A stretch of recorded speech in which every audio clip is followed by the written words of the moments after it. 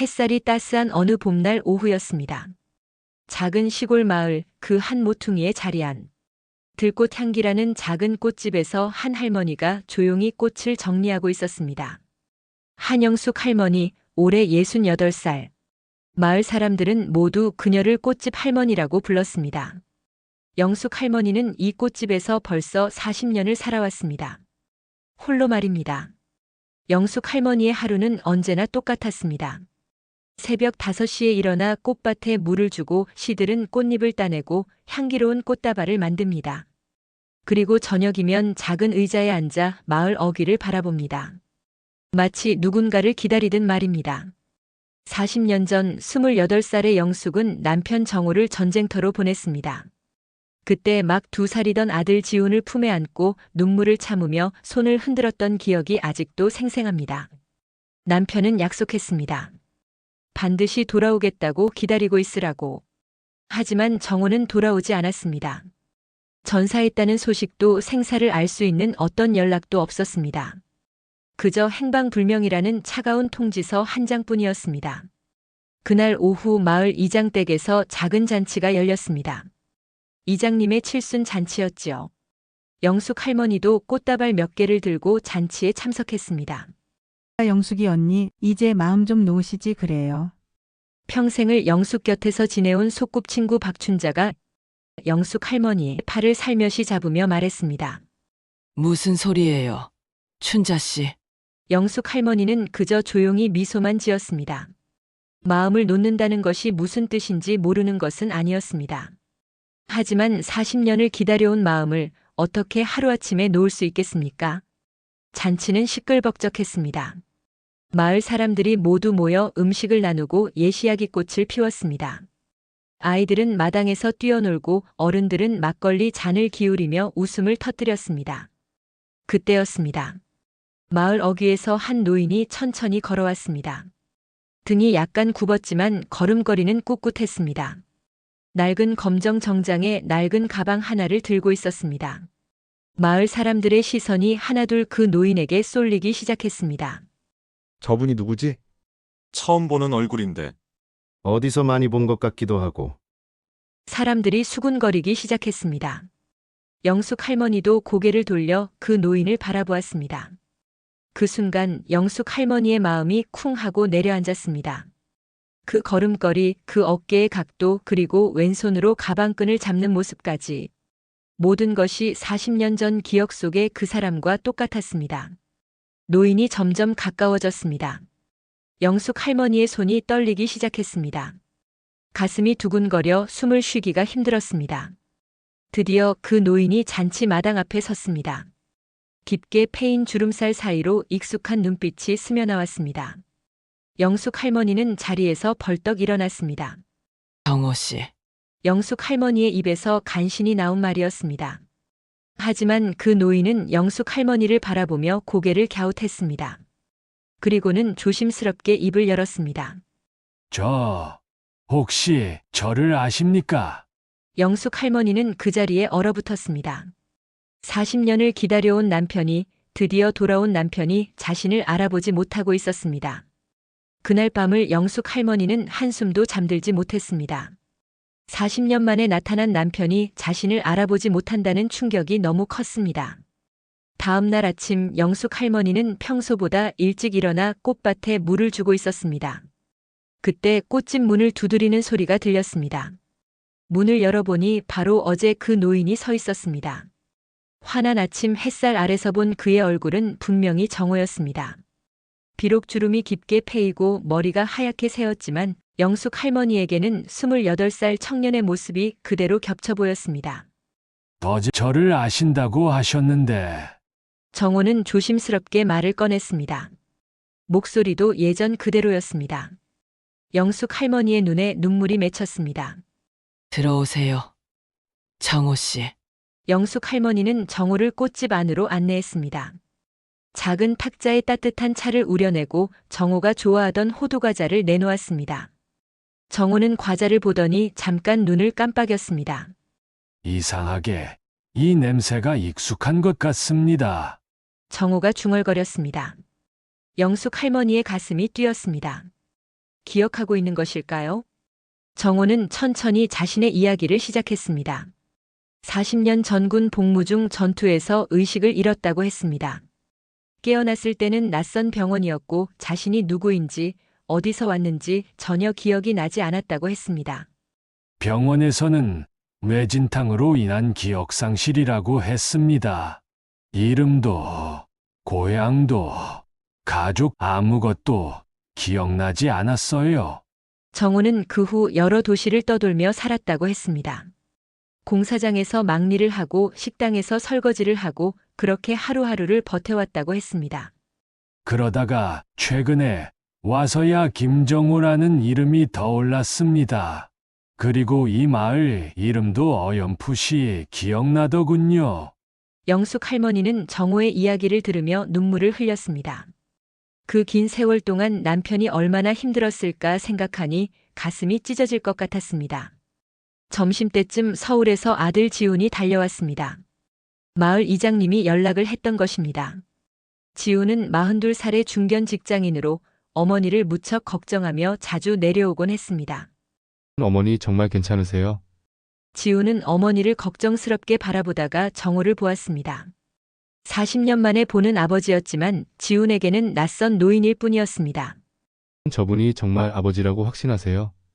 지훈의 목소리에는 의심이 섞여 있었습니다. 영숙 할머니는 정호의 왼쪽 손목을 가리켰습니다.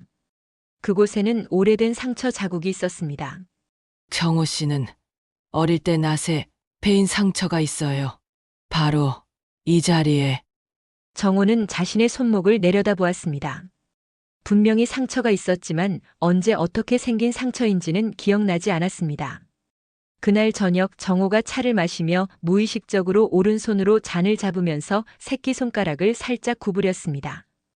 영숙 할머니만이 아는 그의 오래된 습관이었습니다.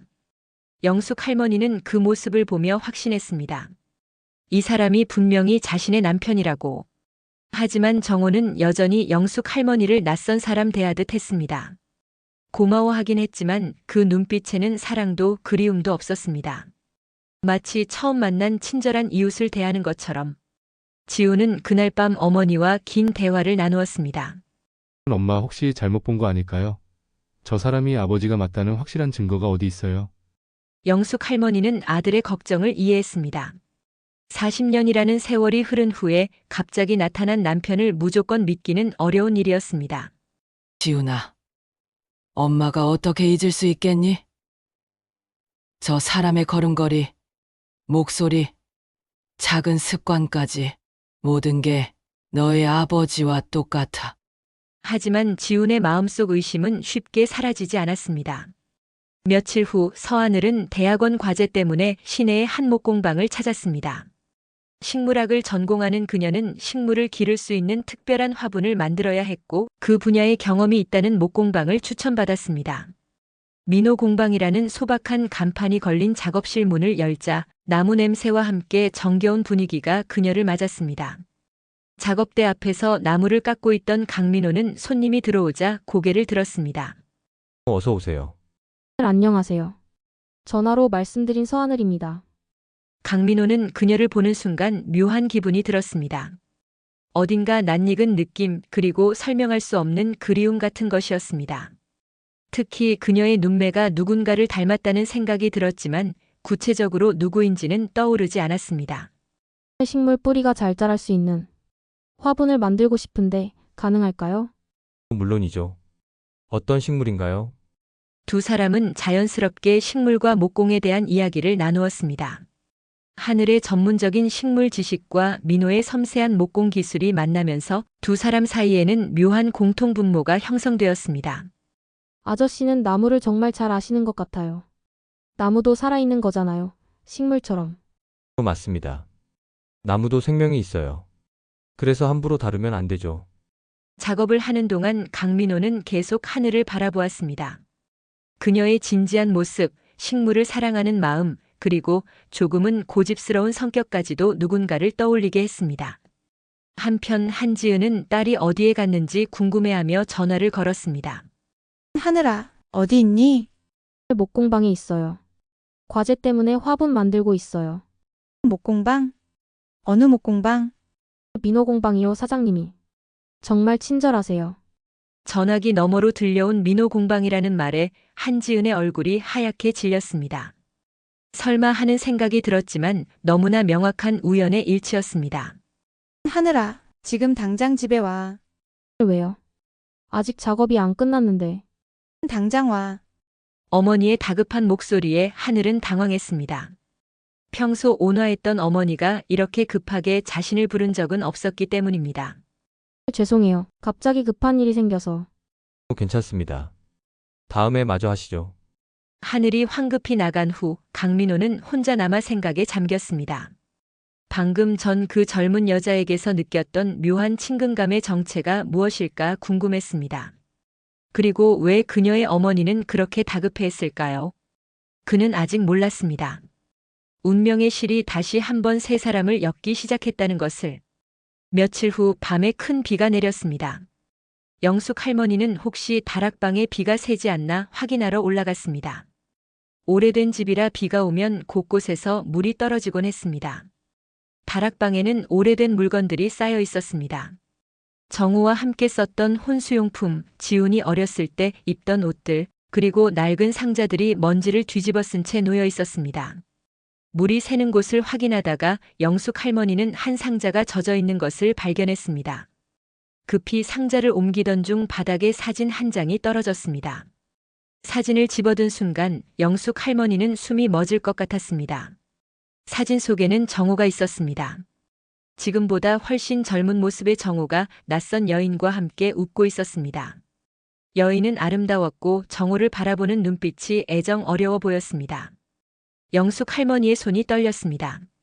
사진을 뒤집어 보니 희미하게 날짜가 적혀 있었습니다. 1986년 5월. 정우가 실종된 지 정확히 1년 후였습니다. 그날 밤 영숙 할머니는 한숨도 잠들지 못했습니다. 머릿속에는 온갖 생각들이 소용돌이 쳤습니다. 정우가 살아있으면서 다른 여자와 함께 살았던 것일까요? 그렇다면 자신은 40년 동안 무엇을 기다린 것일까요? 다음 날 아침 영숙 할머니는 용기를 내어 정우에게 그 사진을 보여주었습니다. 정호 씨, 이 사진 혹시 기억나세요? 정우는 사진을 받아들고 한참을 바라보았습니다. 그의 얼굴에 당황스러운 빛이 스쳤습니다. 이건 언제 찍은 건지 전혀 기억이 나지 않습니다. 이 여자분은 누구인가요? 모르겠습니다. 정말 모르겠어요. 정우의 목소리에는 진심이 담겨 있는 것 같았습니다. 하지만 영숙 할머니는 혼란스러웠습니다. 기억을 잃었다고 해도 이렇게 중요한 사람을 완전히 잊을 수 있을까요? 영숙 할머니는 점점 확신을 잃기 시작했습니다. 이 사람이 정말 자신의 남편이 맞는지 아니면 비슷하게 생긴 다른 사람인지 모든 것이 의심스러워졌습니다. 그날 오후 정호는 꽃집 뒤뜰에서 혼자 앉아 있었습니다. 그의 표정은 깊은 고민에 잠겨 있었습니다. 마치 무언가를 필사적으로 기억해내려고 애쓰는 것 같았습니다. 며칠 후 지훈이 다시 마을로 내려왔습니다. 이번에는 확실한 목적이 있었습니다. 어머니가 속고 있다는 확신이 들었기 때문입니다. 지훈은 몰래 정호의 머리카락을 구해서 유전자 검사를 의뢰했습니다. 그리고 마을 주민센터에서 오래된 기록들을 뒤져보기 시작했습니다. 아버지가 정말 살아계셨다며 분명히 어디선가 흔적이 있을 거야. 지훈의 조사는 치밀했습니다. 전쟁 당시 기록, 실종자 명단, 그리고 인근 병원들의 옛 기록까지 모두 확인했습니다. 며칠간의 조사 끝에 지훈은 놀라운 사실을 발견했습니다. 1986년 인근 도시의 한 병원에 김정호라는 이름으로 입원한 기록이 있었던 것입니다. 그 기록에 따르면 정호는 심각한 뇌손상으로 몇 달간 치료를 받았다고 되어 있었습니다. 그렇다면 정말 아버지가 맞는 건가? 하지만 지훈의 의심은 쉽게 사라지지 않았습니다. 그 사진 속의 여인은 누구일까요? 왜 아버지는 그 시절의 기억을 전혀 하지 못하는 걸까요? 그날 저녁 지훈은 어머니와 정호가 있는 꽃집으로 향했습니다. 진실을 확인하고 싶었습니다. 하지만 꽃집에 도착했을 때 지훈이 본 것은 쓰러져 있는 정호였습니다. 어머니, 무슨 일이에요? 갑자기 머리가 아프다고 하더니 정호는 극심한 두통을 호소하며 의식을 잃었습니다. 지우는 급히 119에 신고했고 정호는 곧바로 병원으로 실려갔습니다. 병원에서 의사는 놀라운 이야기를 해주었습니다. 환자분의 뇌에 오래된 손상 흔적이 있습니다. 아마도 수십 년 전에 심각한 외상을 입으셨을 것 같은데 그 후유증으로 기억장애가 생긴 것 같습니다. 영숙 할머니와 지우는 병실에서 정호가 깨어나기를 기다렸습니다. 그리고 지우는 마침내 결심했습니다. 유전자 검사 결과가 나오면 모든 것을 확실히 하겠다고. 이틀 후 정호가 깨어났습니다. 하지만 예전과는 뭔가 달라 보였습니다. 눈빛이 더 또렷해졌고 영숙 할머니를 바라보는 시선에 미묘한 변화가 있었습니다. 영숙 씨, 정호가 영숙 할머니의 이름을 조심스럽게 불렀습니다. 예전처럼 완전히 낯선 사람을 대하는 것 같지는 않았습니다. 정호 씨, 기억이 좀 나세요? 조각조각이긴 하지만 뭔가 떠오르는 것 같습니다. 정호는 천천히 말을 시작했습니다. 쓰러지면서 뭔가가 열린 것 같다고 했습니다. 오랫동안 막혀있던 기억의 문이 조금씩 열리고 있다고 했습니다. 전쟁에서 적군의 포로가 되었습니다. 몇 달간 포로 수용소에 있었어요. 영숙 할머니는 정호의 손을 꼭 잡았습니다. 탈출할 기회가 생겨서 도망쳤습니다. 하지만 심하게 다쳤어요. 머리에 총상을 입었고 정호의 목소리가 떨렸습니다. 그 끔찍했던 기억들이 되살아나고 있었습니다. 깨어났을 때는 낯선 곳이었습니다. 한 여자가 저를 숨겨주고 있었어요. 영숙 할머니의 가슴이 철렁했습니다. 사진 속의 그 여인을 말하는 것 같았습니다. 그분 저를 살리기 위해 모든 것을 걸었습니다. 신분증을 만들어주고 병원비도 대주고 정호의 눈에 눈물이 맺혔습니다. 하지만 저 때문에 그분이 위험에 빠졌습니다. 저를 숨겨준 것 때문에 당국에서 조사를 받았고 결국 정호는 더 이상 말할 수 없었습니다. 그는 고개를 떨구며 흐느꼈습니다. 그분이 돌아가셨습니다. 저 때문에 영숙 할머니는 정호를 끌어안았습니다. 그 긴 세월 동안 남편이 얼마나 고통받았는지 이제야 알 것 같았습니다.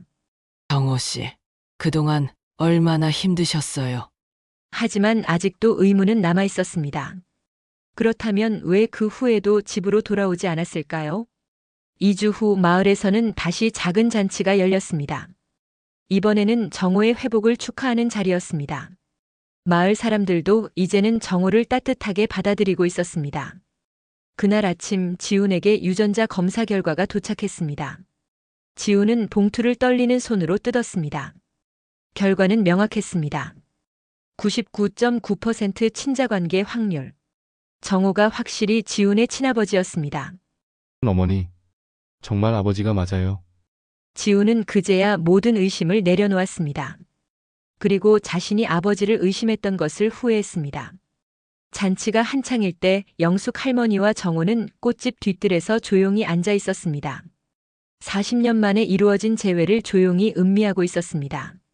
정호 씨, 이제 다 끝났어요. 우리 함께 새로운 시작을 해요. 그때 정호가 영숙 할머니의 손을 잡으며 조용히 말했습니다. 영수가 사실 그날 나는 일부러 돌아오지 않았다. 영숙 할머니는 깜짝 놀랐습니다. 기억이 돌아온 후에 알게 됐어. 그때 나를 쫓던 사람들이 있었다는 것을. 정호는 눈물을 흘리며 계속 말했습니다. 포로에서 탈출한 나를 찾고 있었어. 만약 그때 집으로 돌아왔다면 너와 지훈이 위험에 빠질 수도 있었어. 정호 씨, 그래서 참았어. 40년 동안 너를 그리워하면서도 가까이 가지 못했어. 너희들을 지키기 위해서. 영숙 할머니는 정호를 끌어안으며 울었습니다. 그 긴 세월 동안의 오해와 그리움이 한순간에 무너져 내렸습니다. 미안해, 영수가. 너를 혼자 두고 정말 미안해. 아니에요. 정호 씨, 이제 알겠어요. 당신이 얼마나 우리를 사랑했는지. 그날 밤 40년 만에 진정한 화해가 이루어졌습니다. 그 후 몇 달은 영숙 할머니에게 가장 행복한 시간이었습니다. 정호는 완전히 기억을 되찾았고 두 사람은 잃어버린 시간을 되찾으려는 듯 매일을 소중히 보냈습니다. 정호는 꽃집 일을 도왔습니다. 서툴렀지만 정성스럽게 꽃을 가꾸고 손님들에게 따뜻하게 인사했습니다. 마을 사람들도 이제는 정호를 완전히 받아들였습니다. 하지만 행복한 시간은 오래가지 않았습니다. 정호의 건강이 급속히 악화되기 시작했습니다. 오랫동안 뇌에 남아있던 손상의 후유증이었습니다. 어느 늦가을 아침 정호는 침대에서 일어날 수 없었습니다. 영수가, 이제 시간이 얼마 남지 않은 것 같아. 그런 말 하지 마세요. 괜찮아질 거예요. 하지만 정호의 상태는 날로 심해졌습니다. 의사도 더 이상 희망적인 말을 하지 않았습니다. 어느 조용한 오후 정호는 영숙 할머니의 손을 꼭 잡으며 말했습니다. 영수가, 내가 떠나도 이 꽃집은 계속 지켜줘. 정호 씨, 이곳에는 우리의 모든 추억이 있어. 기억은 사라져도 너만은 놓치지 않으려고 했어. 정호의 목소리가 점점 작아졌습니다. 사랑한다, 영수가. 40년을 기다려줘서 고마워. 그리고 정호는 조용히 눈을 감았습니다. 영숙 할머니의 손을 꼭 잡은 채로 영숙 할머니는 정호의 장례를 마을 사람들과 함께 치렀습니다. 짧았지만 진실했던 재회의 시간을 추모했습니다. 그 후 영숙 할머니는 계속해서 꽃집을 운영했습니다. 매년 정호가 돌아온 날이면 작은 꽃다발을 만들어 그의 무덤에 갔습니다. 어느 봄날 오후 영숙 할머니는 꽃집 문을 열고 멀리 떠나는 길을 바라보며 미소 지었습니다. 꽃향기가 바람에 실려 퍼져나갔습니다. 기다림은 끝났지만 사랑은 계속되는 거예요. 정호 씨, 영숙 할머니의 목소리가 꽃향기와 함께 마을 전체로 퍼져나갔습니다. 사랑은 기억보다 강하다는 것을 비록 잊혀져도 마음속에 남아있는 그 향기는 결코 사라지지 않는다는 것을 말해주듯이 기억은 사라져도 사랑은 남습니다. 진정한 사랑은 시간도 망각도 이길 수 있습니다. 우리 모두의 마음속에는 결코 시들지 않는 들꽃이 피어 있습니다. 40년을 기다린 영숙 할머니의 사랑 이야기 어떠셨나요? 여러분께서도 누군가를 오래 기다려본 경험이 있으시거나 이런 사랑 이야기에 대한 감상이 있으시다면 댓글로 나눠주세요. 때로는 기다림이 고통스럽고 때로는 사랑이 아프기도 하지만 결국 사랑은 모든 것을 이겨낸다는 것을 다시 한번 확인할 수 있었습니다. 여러분의 인생에도 들꽃 같은 아름다운 사랑이 가득하시기를 바라며 오늘의 이야기를 마칩니다. 들어주셔서 감사합니다.